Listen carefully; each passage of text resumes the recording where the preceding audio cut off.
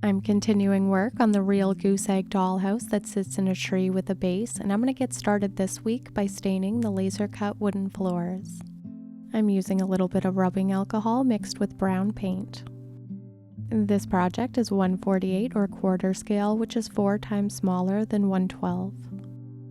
The Goose Egg came painted pale blue inside, but it doesn't really match the rustic vibes I want to go for, so I'm painting it unbleached titanium. This color looks really yellow on camera, but it's actually beige.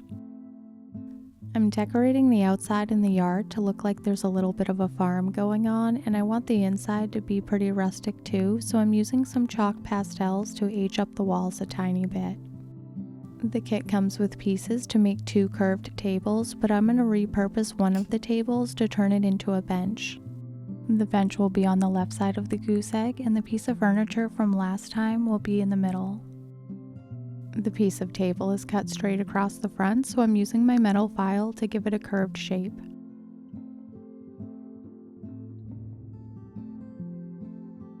I need 2 pieces the same shape and size, and I don't want to cut up the other table, so I traced it onto a popsicle stick. I used my miter shears to cut off the pieces on the outside of the curve, which worked really well, but it did not work so well on the inside.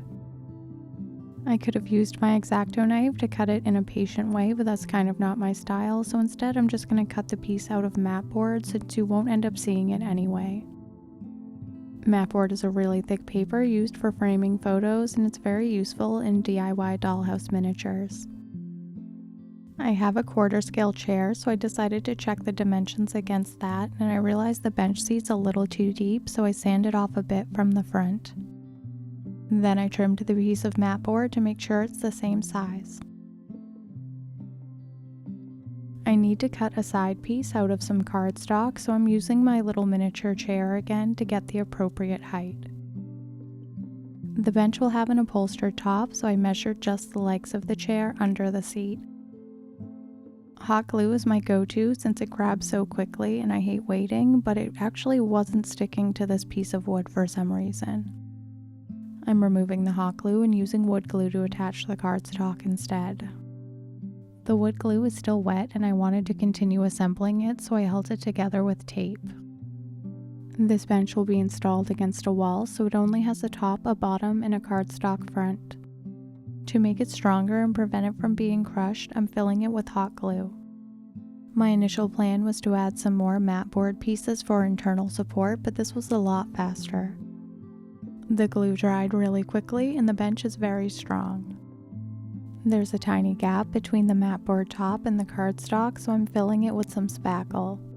I don't know if it'll be visible under the cushion, but I'd rather not take the chance and have an awkward dark spot in any photos I take. The front of the bench is really plain and doesn't have details, so I'm cutting a really thin piece of paper to add some faux trim.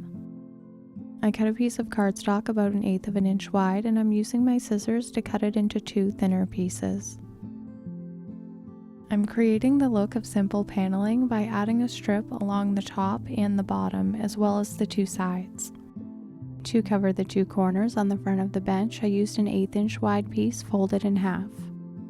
I used 2 small pieces from the strip I cut with the scissors to add the look of 3 panels across the front. I just eyeballed all of this, so while the glue was still wet, I moved my little paper pieces around so they would have an even spacing. I'm filling the tiny gaps between the paper pieces with a little bit of spackle. I'm applying it with a silicone-tipped clay sculpting tool, but you could also use your fingers. To help me decide what color to paint the bench, I'm pulling out some fabric I may use on it. I got a whole bunch of fabric for cheap from my local quilting store. I gathered these pieces with small scale patterns, but I'll eliminate this green one and these brown ones because they don't coordinate with the rest. I'm sticking with a soft color palette, and I'm incorporating some blue so I can coordinate with the cabinet I painted last time. I mixed up a dusty rose sort of pink color by adding a tiny bit of red to some unbleached titanium paint. I'd like to keep this more of a neutral pink rather than a bubblegum pink. I'm using a small flat brush to make sure I get into all the panels I created, because at this scale, any clumps of paint will look pretty bad in the end result. To make the upholstered top, I traced the bench onto a piece of cardstock and cut it slightly smaller. I'm applying tacky glue to the top of the piece of cardstock and sticking it onto a neutral colored piece of fabric. I cut it out, leaving a small border, and I'm using really sharp scissors to cut tiny lines so I can fold the fabric over without creating any bulk. I used my toothpick to add some tacky glue to the little tabs I created, and now I'm folding them over. I'm using tacky glue because it's nice and thick and it won't bleed through the fabric easily, and it also grabs hold really quickly.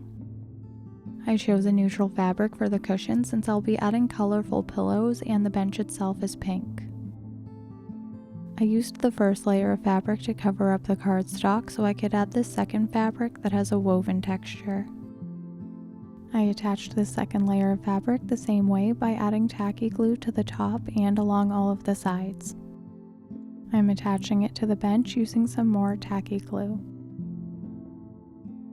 I'm adding a bunch of pillows along the back of the bench, and I'm making them the same way I did in the witch's cottage.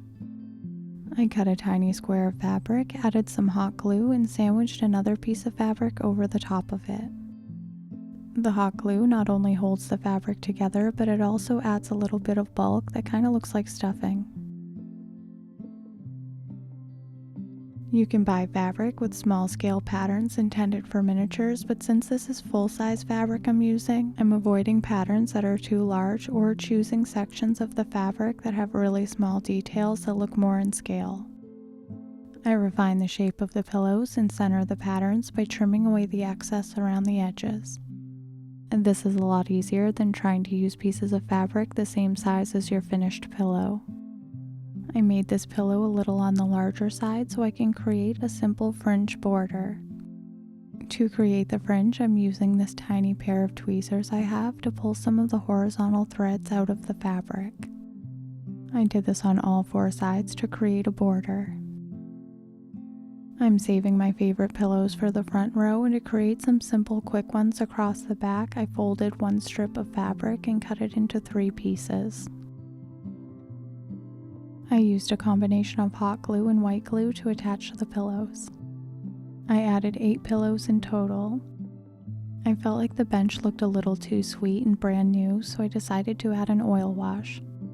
Rather than mixing acrylic paint with water or alcohol like I usually do, I mixed oil paint with mineral spirits. It definitely would have been better to do this before upholstering the bench because I unfortunately got some of the mixture on the upholstery. The fabric was immediately and hopelessly stained, so I used my heat gun to melt the hot glue to remove the bench. It was a Three Stooges kind of moment because when I was prying up the bench, I actually plunged the knife through the back of the egg. Fortunately, the egg is really strong and it only caused minimal damage. I'm reupholstering the bench in the same fabric, but I don't like how brand new it looks, so I'm using some tea to stain it. I brewed the tea with 1 bag and about 2 tablespoons of water.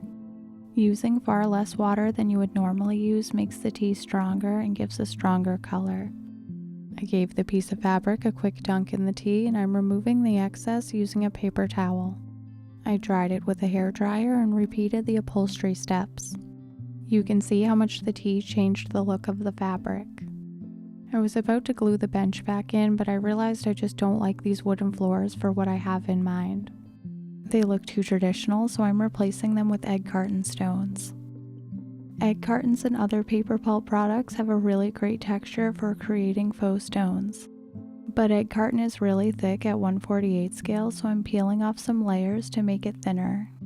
When you're working in miniature, you need to think about the thickness of your materials because the original thickness of the egg carton would be the equivalent of a 6-inch thick tile at quarter scale. I removed about 3/4 of the bulk, and now it's time to plan the floor. I was initially thinking of doing a torn stone floor, but I think it would be too easy to make them too big, and I don't want them the same size as the perimeter stones.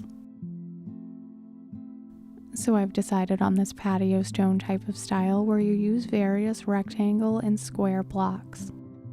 To get started, I cut out a couple strips of the egg cartons and made a few piles of different stones. By cutting the tiles ahead of time, I can keep them pretty consistent throughout the floor rather than if I cut them as I need them. I cut some large and small squares as well as some rectangles.